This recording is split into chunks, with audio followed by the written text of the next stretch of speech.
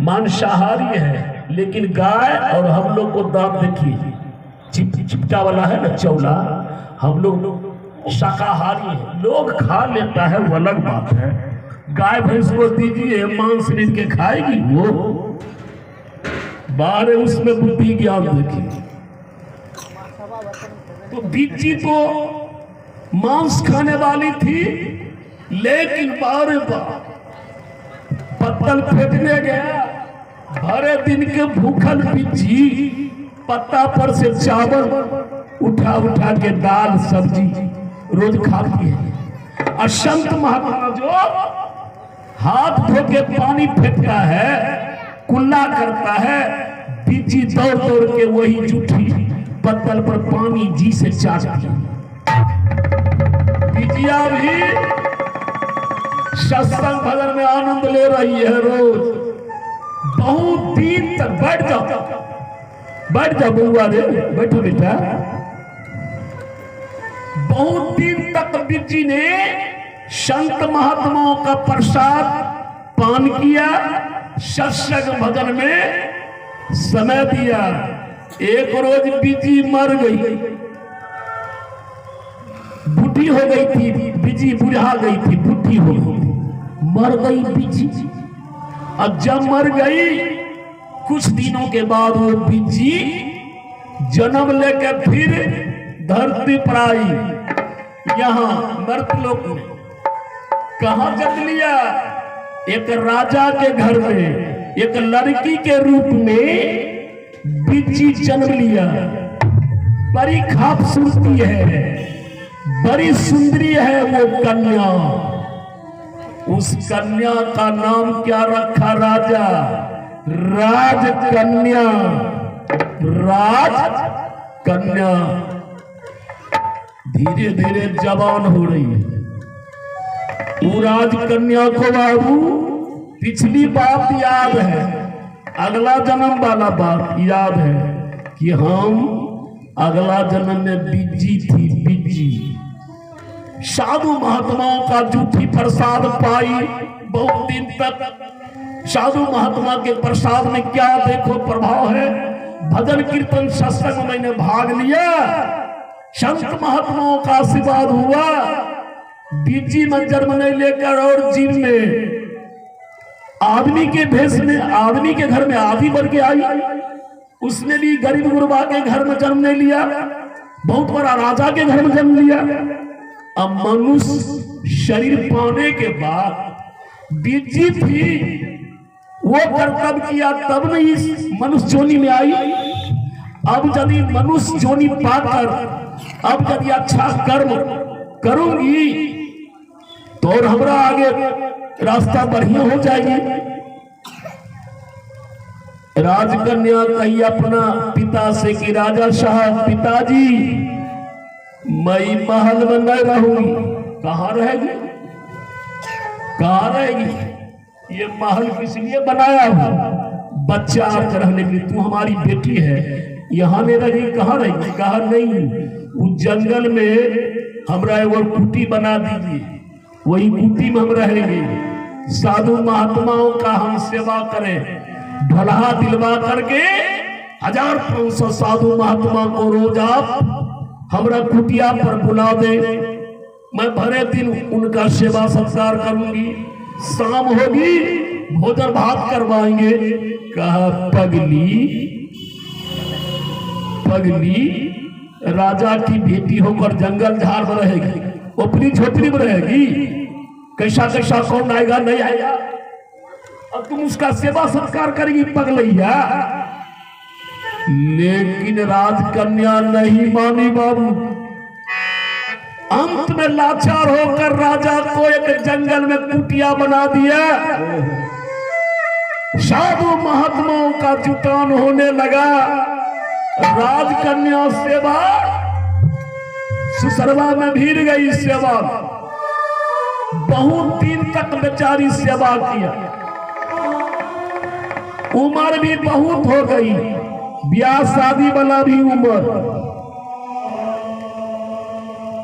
एक रोज बेचारी जब महात्मा लोग सब भोजन करके चल रहा था, में एगो महात्मा बच्चा एक ही दौड़ करके राजकन्या कहा बाबा रुकिए रुकिए। महात्मा कहा बेटी जाना है कुटिया पर। नहीं बाबा थोड़ा रुकिए ना, क्या कहना है। कहा बाबा मैं आपसे कुछ वरदान मांगना चाहता। हाँ बाहरी वाह, वरदान मांगेगी बेटी, वर्ण सेवा किया। मांगो क्या मांगेगी, मुंह मांगा वरदान मैं तुम्हें दूंगा, जो मांगेगी वही मैं दूंगा। महात्मा का वचन देता हूं, बोल ना। अरे क्या लेगी तू वरदान में। कहा बाबा वरदान में हमें यही दिया जाए, आधा उम्र हमारी हो गई, अब हो सकता है मुश्किल है कहीं ब्याह शादी का, कहीं हमारा पिताजी कहीं ढक न लगा दे, इसलिए बाबा ऐसा वरदान दीजिए कि अब हम जल्दी ये मर जाएं, ये शरीर हमारी छूट जाए। महात्मा थर थर कांपने लगे। कहा पगली इतना सेवा सत्कार तूने किया और क्या मांग रही है तुम कि जल्दी ही मर जाए। मैं कैसे कह दूं तुम्हें कि तुम जल्दी ही मर जाओ। लेकिन बाबा ने वचन दिया, कहा जाओ पगली तुम जल्दी ही मर जाएगी। कहा बाबा एक वरदान और दीजिए। अब क्या। कहा मैं फिर तो जन्म लूंगी, जन्म लेना और मरना इस बंधन से छुटकारा तो हमें नहीं मिलेगा, और यही छुटकारा के चलते मैं परेशान हूं। आवागमन से हमको छुटकारा मिल जाए, आना जाना से। तो बाबा फिर हम जब जन्म लेंगे ना, हाँ जन्म तो लेगी तू, तो बाबा अब कोई राजा के घर में हमारा जन्म नहीं हो, नीच कुल में, नीच परिवार में हमारा जन्म होना चाहिए, छोटका परिवार में, नीच कुल में।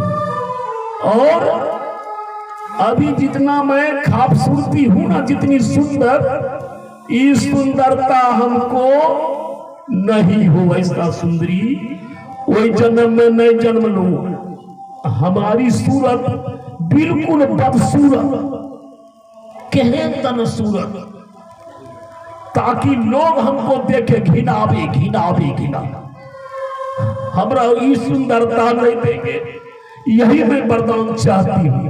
महात्मा कहा जाओ बेटी जन्म लेगी, मरेगी, जन्म तो लेगी, लेकिन नीच कुल में, नीच कुल खानदान में।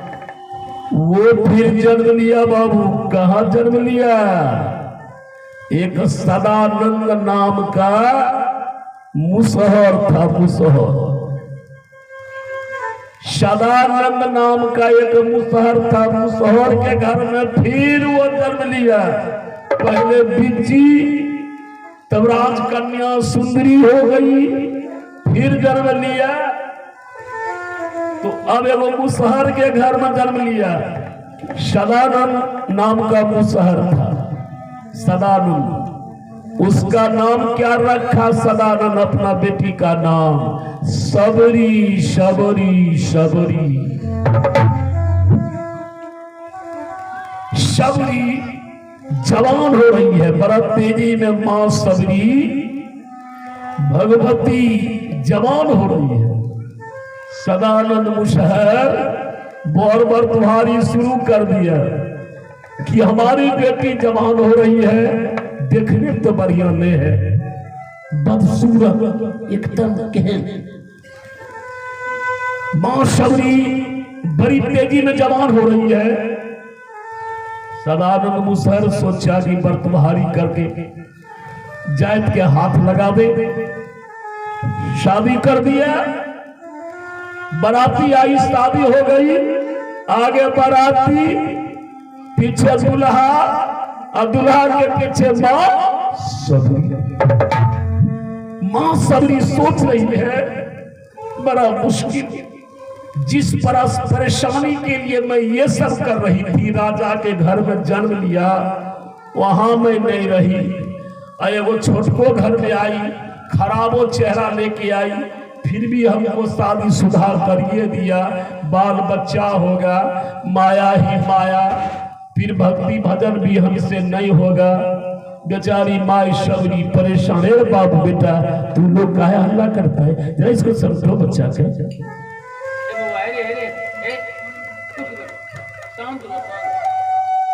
राजा बाबू 11 रुपया दीर्घायु दीर्घायु।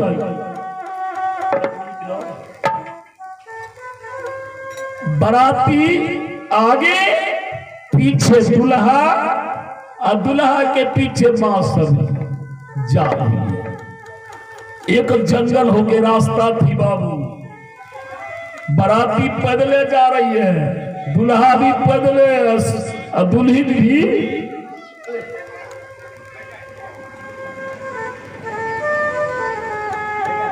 इधर भी नहीं देखे, कष्ट नहीं मानेंगे। मुसहरा को बराती जो थी ना, खेत पथारिये चलता था ना, पहले सवार तराई लेके माथा पर भेले भेले भेले भेले। हमरा चौर में देखे दिए बढ़िया रास्ता नहीं देते, चोरी चोर चोरी चोर चोरी कोना कोनी ध्यान है। लेकिन अब भी तो वो लोग भी तो अब पढ़ लिख गया है बाबू, है ना, उस सबको भी तो अब ज्ञान हो गया है। बेलोरो स्कॉर्पियो बढ़िया बढ़िया स्वर सवारी, बढ़िया बढ़िया सारी बलौज बच्चा उच्चा भी सब पढ़ लिख गया, अफसर हो गया, नेता हो गया, एमएलए एमपी हो गया। अब वो मुसहर नहीं रहा। तो आगे बराती पीछे से दुल्हा, दुल्हा के पीछे मां सबरी। मां सबरी सोची कि जंगल झाड़ होके जा ही रहे हैं ससुराल, पर्दा क्या मुंह पर रखेंगे। मां सबरी मुंह पर से घूंघटा हटा लिया, घूंघट एना के लेखी आधा को मुंह होगा। दुल्हा जो आगे में है, दुल्हा सोचा अच्छा दुल्हन तो मैंने किया, लेकिन दुल्हन को मैंने देखा कहीं नहीं, कहन है हमारी दुल्हन गांव में जाएगी, परिवार में जाएगी, नौतिहारी पिहारी सब आया है, मुंह देखेगा, दूसेगा कि हंसेगा कि बढ़िया कहेगा खराब। दुल्हा पलट के देखा पीछे, मां सबरी की रूप काली कलुटा, देखने में बढ़िया नहीं। दुल्हा सोचा जुलूम हो गए, यू दुल्हन को अपना घर पर हम गांव घर ले जाएंगे, क्या करें, कोनो हिसाब लगा दो। अब वो दुल्हा जो था तेजी में भागने लगा कि किसी तरह इस जंगल में भुतला जाए, नहीं नवेली है कहीं भुतला जाए। मां सबरी तो बाबू भगवती है, सब कुछ है, मैया भगवती ने मामूली औरत है। मां सबरी भगवती है, समझ गई कि जो हमारी इच्छा है वही हमारा दुल्हा भी की इच्छा है। हमारा दुल्हा हमको जंगल में छोड़ना चाहता है। मां सबरी भी अपन गोर धीरे धीरे उठने लगलखनी। नतीजा क्या हुआ, दुल्हा भाग गया, मां सबरी जंगल में रह गई। भटकने लगी, भटकते भटकते बाबू एक कुटिया, संत का कुटिया था, मतंग ऋषि। मतंग ऋषि कुटिया में मां सबरी पहुंच गई। मतंग ऋषि के सेवा में लग गई, महात्माओं का सेवा, फूल पत्ती ओढ़ तोड़ के लाना, रात दिन भजन कीर्तन संत महात्मा में बेचारी मग्न हो गई, खुशी हो गई कि हमको अब छूट गया सब माया ताया। अब एक रोज मतंग ऋषि कहा, सबरी हाँ सरकार गुरुदेव, अरे हमारी हालत अब कुछ बिगड़ रही है, क्या क्या सेवा करूं सरकार। अरे सेवा अब क्या करेगी सबरी, सेवा बाबू बैठ बेटा, क्या सेवा करेगी सबरी।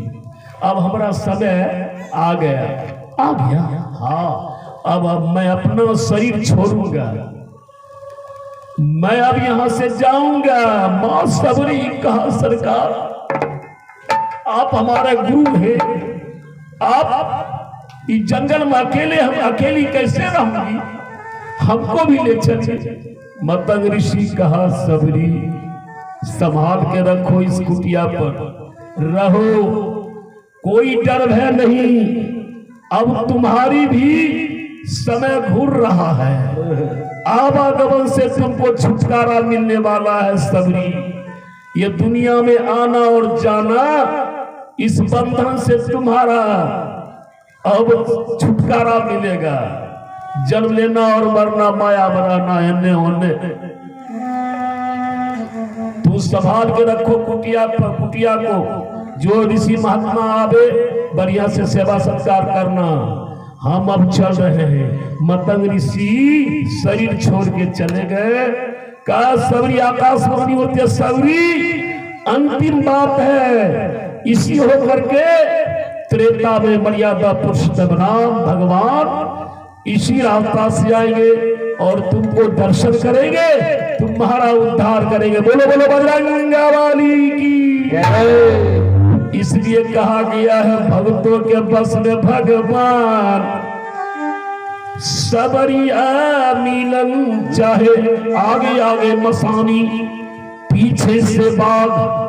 राजा मुरध्वज के घर पर पहुंचा, अंदर में राजा मुरध्वज तीनों प्राणी, उधर राजा मुरध्वज, इधर महारानी।